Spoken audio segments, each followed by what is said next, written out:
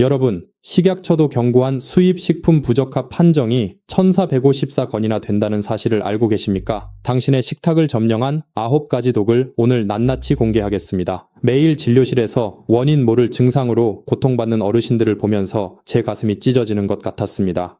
그런데 최근 한 환자분의 사례를 보고 제가 큰 충격을 받았습니다. 바로 72, 세 김모 어르신이었습니다. 이분이 진료실 문을 열고 들어오셨을 때 저는 한눈에 알아봤습니다. 뭔가 심상치 않다는 것을요. 얼굴이 누렇게 뜨고 손발이 미세하게 떨리고 계셨습니다. 혈액 검사를 해보니 간 수치와 신장 수치가 정상 범위를 벗어나 엉망이었습니다. 그런데 정말 이상한 건 이분이 술도 안 드시고 담배도 안 피우시고 약도 특별히 드시는 게 없다는 겁니다. 저는 이분의 생활 습관을 하나하나 물어봤습니다. 그리고 마침내 원인을 찾았습니다. 범인은 바로 식탁 위에 있었습니다. 이분은 건강을 생각해서 매일 아침 저염 김치를 드셨는데 알고 보니 그게 값싼 수입산 김치였습니다. 간장도 저렴한 혼합 간장을 쓰셨고 쌀도 가격이 저렴한 수입쌀을 드셨습니다. 건강을 위해서 챙겨 드신 음식들이 오히려 이분의 몸을 망가뜨리고 있었던 겁니다. 제가 왜 이렇게 확신하는지 아십니까? 2024년 식품의약품안전처가 발표한 통계를 보니 정말 소름이 돋습니다. 지난해 국내로 수입된 식품 중 부적합 판정을 받은 건수가 무려 1,454건입니다.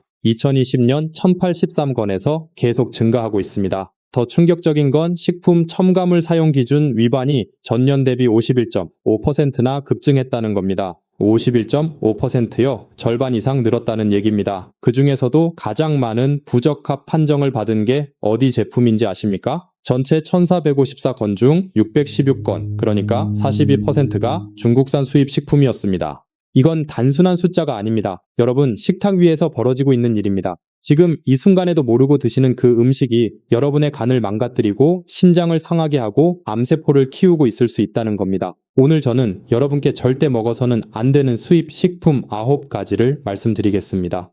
도대체 왜 이런 위험한 음식들이 우리 식탁을 버젓이 점령했을까요? 이유는 딱 하나입니다. 바로 돈 때문입니다. 일부 비양심적인 수입업자들은 여러분의 신장이 망가지든 간이 썩어가든 관심이 없습니다. 오로지 원가를 낮춰서 자기들의 주머니를 채우는 데만 혈안이 되어 있습니다. 김모 어르신도 마찬가지였습니다. 평생 가족을 위해 헌신하며 한 푼, 두 푼 아끼고 절약하며 사신 분입니다. 마트에서 몇백 원이라도 더 싼 두부, 더 저렴한 콩나물을 고르셨던 그 눈물겨운 알뜰함이 오히려 독이 되어 돌아왔습니다. 여러분은 시장 보실 때 어떤 마음이십니까? 자식들에게 손 벌리기 싫어서 조금이라도 싼 것을 찾지 않으십니까? 하지만 명심하십시오. 지금 당장 몇천 원 아끼려다가 나중에 병원비로 수천만 원을 쓰게 됩니다. 너무나 억울하지 않으십니까? 병원이나 식품회사는 절대 이 불편한 진실을 먼저 말해주지 않습니다. 그들은 여러분이 계속 사 먹어야 유지되고 아파야 수익이 생기는 구조 속에 있기 때문입니다.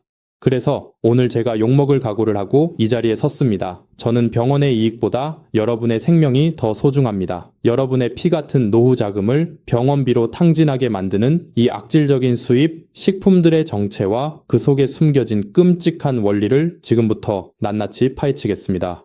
여러분이 이 위험성을 뼛속 깊이 이해하시려면 먼저 우리 몸의 콩팥, 즉 신장이 어떤 일을 하는지 아셔야 합니다. 아주 쉽게 설명해 드리겠습니다. 신장은 우리 몸에 설치된 아주 정교한 정수기 필터와 같습니다. 우리가 먹고 마시는 모든 것에서 영양분은 남기고 찌꺼기와 독소만 골라서 소변으로 내보내는 역할을 합니다. 그런데 문제는 이 필터가 아주 얇고 섬세한 조직으로 되어 있다는 점입니다. 만약 여러분이 쓰는 정수기에 깨끗한 물 대신 염산이나 녹물 같은 독한 약품을 들이부으면 어떻게 되겠습니까? 아마 필터가 순식간에 녹아버리거나 구멍이 숭숭 뚫려서 못 쓰게 될 것입니다. 지금 우리가 무심코 먹는 수입 식품들이 바로 그런 짓을 하고 있습니다. 예를 들어 3분의 간장에 들어있는 3-MCPD라는 물질은 염산으로 콩을 녹여 만든 독성 물질입니다. 또 수입쌀에서 검출된 비소는 사약에 쓰이던 독약 성분입니다. 이런 것들이 매일 조금씩 들어오면 신장이라는 얇은 필터는 견디지 못하고 서서히 찢어집니다.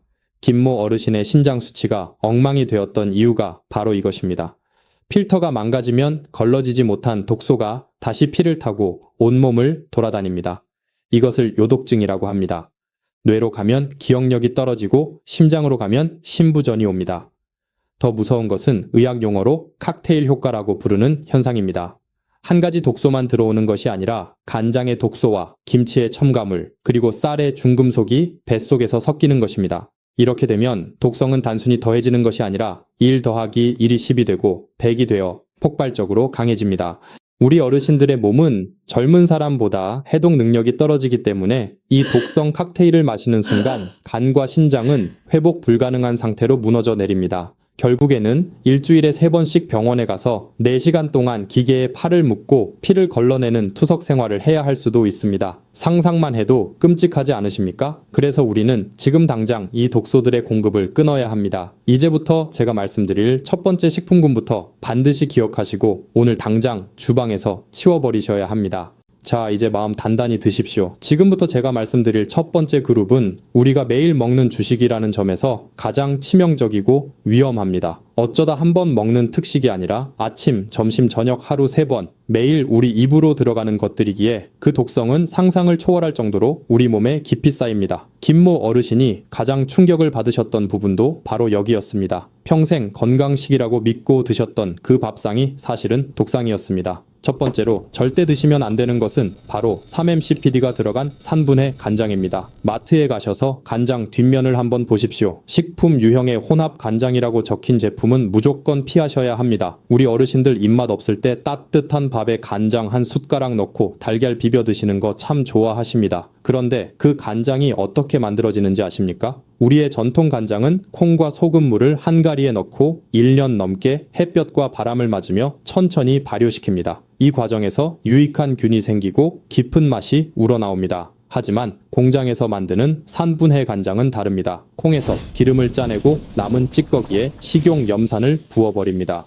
염산이 무엇입니까? 화장실 청소할 때나 쓰는 그 독한 화학약품입니다. 이 염산으로 콩을 강제로 녹이면 단 이틀 만에 새까만 간장 원액이 만들어집니다. 이 과정에서 필연적으로 3-MCPD라는 발암 의심 물질이 생성됩니다. 세계보건기구 산하국제암연구소는 이 물질을 암을 일으킬 가능성이 있는 물질로 규정했습니다. 동물 실험에서는 정자수를 감소시키고 신장세포를 파괴하며 유전자를 변형시키는 끔찍한 결과가 나왔습니다. 그런데 우리나라 법이 참 교묘합니다. 이 화학 간장에 진짜 양조 간장을 단 1%만 섞어도 혼합 간장이라는 이름으로 팔 수 있게 해주었습니다. 사실상 99%가 화학물질 덩어리인데 이름만 그럴싸하게 포장한 것입니다. 김모 어르신도 평생 알뜰하게 사시느라 마트에서 1+1 행사하는 저렴한 대용량 간장을 사 드셨습니다. 그게 바로 혼합 간장이었습니다. 여러분의 신장은 지금 이 순간에도 염산으로 만든 화학 간장을 해독하느라 비명을 지르고 있을지도 모릅니다. 오늘 당장 주방으로 가셔서 간장병 뒤를 확인하십시오. 양조 간장이나 한식 간장이라고 적힌 것만 남기고 혼합 간장은 과감하게 하수구에 버리십시오. 그것은 음식이 아닙니다. 두 번째는 출처가 불분명한 저가 수입쌀과 현미입니다. 한국 사람은 밥심으로 산다는 말이 있습니다. 그만큼 쌀은 우리 생명줄입니다. 그런데 이 생명줄이 썩어 있다면 어떻겠습니까? 2025년 미국에서 아주 충격적인 조사 결과가 발표되었습니다. 시중에 유통되는 쌀 145개를 무작위로 수거해 검사했더니 100% 전 제품에서 비소라는 독성 물질이 검출되었습니다. 비소가 무엇인지 아십니까? 옛날 사극 드라마를 보면 죄인에게 사약을 내릴 때 쓰던 그 독약의 주성분이 바로 비소입니다. 비소는 비상이라고도 불리며 아주 적은 양으로도 사람을 죽일 수 있는 맹독입니다.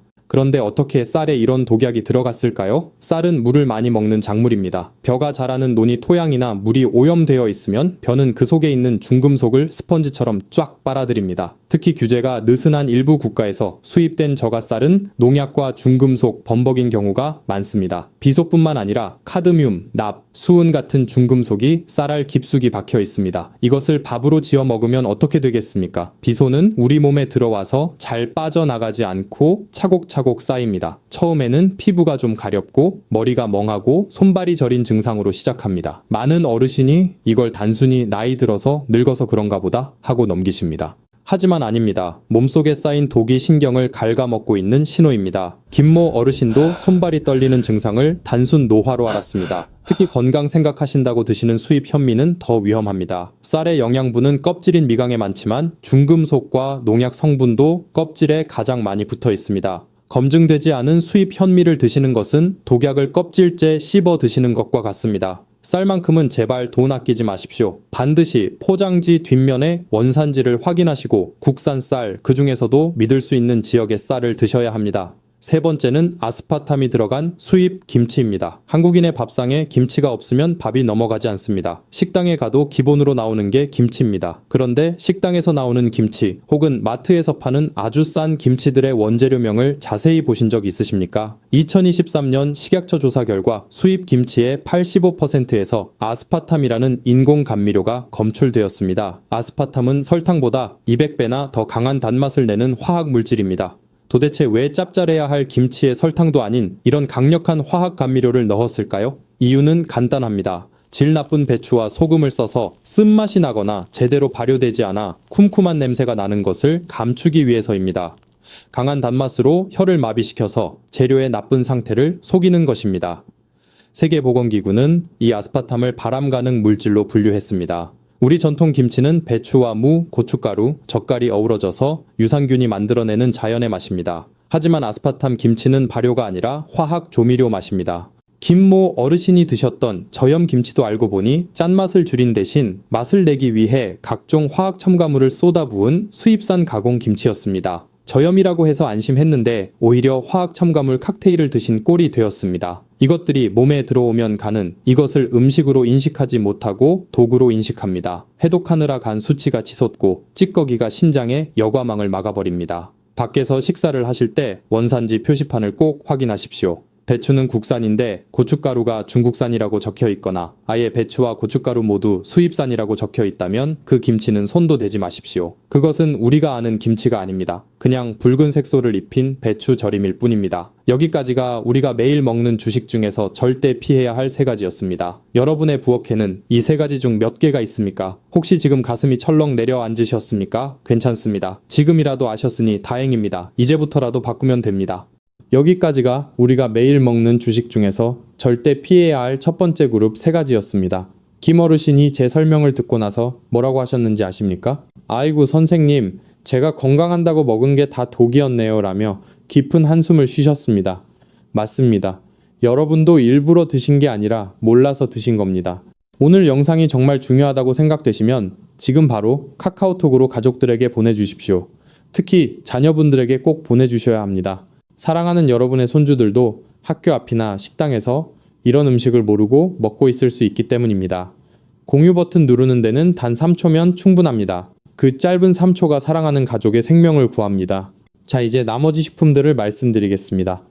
앞에서 말씀드린 것들도 위험하지만 지금부터 말씀드릴 식품들은 더 교묘하게 우리 눈을 속이고 있습니다. 네 번째는 지나치게 하얀색을 띠는 수입 오징어나 낙지입니다. 시장이나 마트 수산물 코너에 가시면 유난히 눈부시게 하얗고 통통한 오징어를 보신 적이 있으실 겁니다. 보통 우리 국산 오징어나 자연산 낙지는 껍질을 벗겨놓으면 약간 누런 빛이 도는 회색빛을 띠는 것이 정상입니다. 그런데 어떤 수입산 제품은 마치 표백제로 빤 것처럼 새하얗고 매끄럽게 빛이 납니다. 보기에 깨끗해 보이고 먹음직스러워 보일 수 있습니다. 하지만 절대 속으시면 안 됩니다. 그 하얀 색깔의 비밀은 바로 포르말린이라는 약품일 가능성이 매우 높습니다. 포르말린이 무엇인지 아십니까? 병원에서 해부용 시체가 썩지 않도록 보관할 때 쓰는 강력한 방부제입니다. 일부 비양심적인 수입업자들은 오징어의 껍질을 쉽게 벗기고 색깔을 하얗게 만들고 유통기한을 늘리기 위해 이 독극물에 해산물을 담가둡니다. 시체를 닦는 약물로 처리된 음식을 내 입에 넣는다고 상상해 보십시오. 정말 끔찍하지 않으십니까? 이 포르말린이 우리 몸속에 들어오면 가장 먼저 위장 점막을 공격합니다. 위벽을 보호하는 얇은 막이 녹아내리면서 위염이나 위궤양이 생기고 심하면 위암으로 발전할 수 있습니다. 또한 간으로 흡수되면 간세포를 직접적으로 파괴합니다. 김모 어르신도 평소에 소화가 잘 안 되고 속이 쓰리다고 하셨는데 알고 보니 반찬으로 자주 드셨던 젓갈 속의 수입 오징어가 원인이었습니다. 마트에서 수산물을 고르실 때는 너무 깨끗하고 하얀 것보다는 자연스러운 색깔을 띤 것을 고르시고 반드시 원산지를 확인하시길 바랍니다. 다섯 번째는 색깔이 너무 선명하고 화려한 수입 과자나 사탕입니다. 이것은 특히 우리 어르신들이 사랑하는 손주들을 위해서라도 절대 사시면 안 되는 품목입니다. 아이들이 좋아한다고 해서 알록달록한 젤리나 사탕을 사주시는 경우가 많습니다. 빨강, 노랑, 초록 색깔이 형광펜처럼 진하고 선명한 제품들을 조심하셔야 합니다. 천연 색소는 열을 가하거나 시간이 지나면 색이 흐려지기 마련입니다. 하지만 수입 저가 과자들은 공업용 타르 색소를 사용합니다. 이것은 원래 옷감을 염색하거나 페인트를 만들 때 쓰는 화학 물질입니다. 값이 싸고 색이 예쁘다는 이유로 사람이 먹는 음식에 넣는 것입니다. 이 인공 색소가 몸에 들어오면 우리 간은 이것을 해독하기 위해 엄청난 에너지를 씁니다. 간이 지치면 면역력이 떨어집니다. 더 무서운 것은 이 색소가 뇌신경계에 영향을 준다는 사실입니다. 아이들이 이유 없이 짜증을 내고 산만해지고 집중을 못하는 ADHD 증상이 있다면 혹시 이런 불량식품 때문은 아닌지 의심해봐야 합니다. 어른들도 마찬가지입니다. 원인 모를 두통이나 소화불량이 계속된다면 무심코 드시는 간식 뒷면을 보십시오. 합성 착색료라고 적혀 있다면 과감하게 버리셔야 합니다. 사랑하는 손주의 미래를 위해서라도 겉모습에 속지 마시고 성분을 꼼꼼히 살피는 지혜가 필요합니다. 여섯 번째는 덩치가 큰 수입 생선, 특히 참치나 황새치 같은 대형 어류입니다. 회를 좋아하시는 분들은 참치회나 초밥을 즐겨 드십니다. 하지만 크기가 큰 생선일수록 수은이라는 중금속 덩어리일 확률이 높습니다. 바다에는 공장 폐수에서 나온 수은이 흘러 들어갑니다. 아주 작은 플랑크톤이 이 수은을 먹고 그 플랑크톤을 작은 물고기가 먹습니다. 그리고 그 작은 물고기를 중간 물고기가 먹고 마지막에 참치나 상어 같은 거대한 물고기가 잡아먹습니다. 먹이 사슬의 위쪽으로 갈수록 몸속의 수은 양은 기하급수적으로 늘어납니다. 이것을 전문 용어로 생물 농축이라고 합니다. 우리가 참치를 먹는다는 건 그 먹이 사슬 아래에 있는 수만 마리 물고기의 수은을 한꺼번에 먹는 것과 같습니다. 수은은 한번 몸에 들어오면 배출되지 않고 뇌세포와 신경계를 파괴합니다. 과거 일본에서 수은에 오염된 생선을 먹고 수많은 사람이 손발이 마비되고 사망했던 미나마타 병을 기억하실 겁니다. 물론 지금 유통되는 생선이 그 정도는 아니겠지만 장기간 섭취하면 치매 위험이 높아지고 기억력이 감퇴합니다. 특히 임산부나 어린아이는 뇌 발달에 치명적일 수 있으니 섭취를 제한해야 합니다. 생선을 드시고 싶으시다면 먹이 사슬 아래쪽에 있는 고등어, 꽁치, 조기 같은 작은 생선을 드시는 것이 훨씬 안전하고 영양가도 풍부합니다. 크고 비싼 생선이 무조건 좋은 것은 아닙니다. 오히려 작고 소박한 우리 생선이 여러분의 뇌와 혈관을 지키는 보약이 될 수 있습니다. 이제 마지막 세 가지가 남았습니다.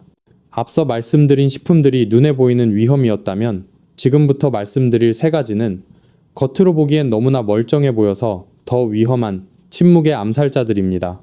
방심하는 순간 여러분의 장기를 돌이킬 수 없이 망가뜨릴 수 있으니 더욱 주의 깊게 들으셔야 합니다. 일곱 번째는 겉에 하얀 가루가 묻어있는 수입 채소나 건조 농산물입니다. 특히 고춧가루나 마늘을 사실 때 반드시 확인하셔야 합니다. 농작물을 수입할 때 벌레가 생기는 것을 막기 위해 강력한 농약을 뿌리는 경우가 있습니다. 우리나라는 엄격한 기준이 있어서 금지된 농약은 절대 쓰지 못하지만 일부 국가는 법이 느슨하여 맹독성 농약을 무분별하게 사용합니다. 2024년 식약처 통계에서도 농약 잔류 허용 기준을 위반한 사례가 무려 250건이나 되었습니다. 채소 겉면에 묻은 하얀 가루가 단순한 먼지가 아니라 농약 찌꺼기일 수 있다는 뜻입니다.